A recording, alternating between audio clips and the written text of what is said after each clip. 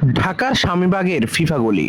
সরু এই গলি যেন এখন ফুটবল বিশ্বকাপের এক টুকরো রঙিন মঞ্চ। চারদিকে প্রিয় দলের পতাকা, দেয়ালে আঁকা ফুটবল তারকাদের ছবি, আর ভক্তদের উল্লাসে মুখর পুরো এলাকা।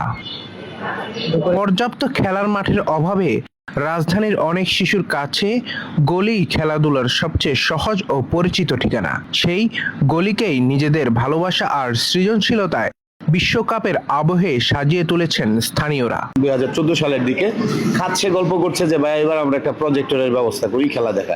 ওইখান থেকেই প্ল্যান করতে করতে এই ওয়ার্ল্ড কাপ পর্যন্ত এত বড় আয়োজন করার সুযোগ আসলে হয়েছে। আসলে মিডিয়ার বদলতে আখ্যায়িত হওয়া। হ্যাঁ, এখন আমাদের এগুলিটি গুগলেও আপনি ফিফা গলি নামেই পাবেন। এইখানে ফান্ডিংটা আসলে ব্যক্তি বা কোনো প্রতিষ্ঠান থেকে কালেক্ট করে না, এটা আমরা ফ্রেন্ড সার্কেল বা আমাদের ছোট ভাইটাই সবাই মিলে সবার কন্ট্রিবিউশনে যার যার অবস্থান থেকে যেটুকু পেরেছে ওইভাবে তৈরি করা আর কি।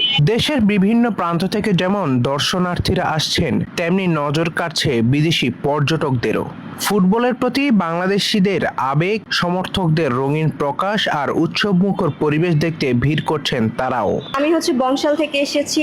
আমার এখানে আসার মেইন রিজন হচ্ছে আমি ফেসবুকে অনেক জায়গায় দেখলাম এই গলিটা খুব ভাইরাল হয়েছে, বিভিন্ন মানুষজন এসে এখানে ভিডিও করছে। তো সামহাও আমার মনে হলো যে আমি ওই যেহেতু পুরান ঢাকার মধ্যে এটা একটু দেখে যাই। তো আমি রাতে একদিন এসেছিলাম, এসে দেখেছি এখানে খুব জমাকল মানুষ দিয়ে ভরা। পরে আজকে আবার উদ্যোগ নিয়ে আসা হলো। আমার এখানে আসা হয়েছে মূলত ফিফা গলি। আমি ফেসবুকে অ্যাড দেখার পরে আমি যে চিন্তা ভাবনা করলাম যে এটা কোন জায়গায়, এটা খুঁজে বের করতে হবে। এখন এটা তো এক নামে চিনে, যে গুগলেও চিনে যে ফিফা গলি। আমাদের বাংলাদেশের জন্য এটা একটা বড় গর্বের বিষয়। শুধু খেলা দেখা নয়, ফুটবলকে ঘিরে গড়ে উঠেছে এক মিলন মেলা। শিশু থেকে প্রবীণ সব বয়সী মানুষের অংশগ্রহণে প্রাণ ফিরে পেয়েছে পুরন ঢাকার এই এলাকা।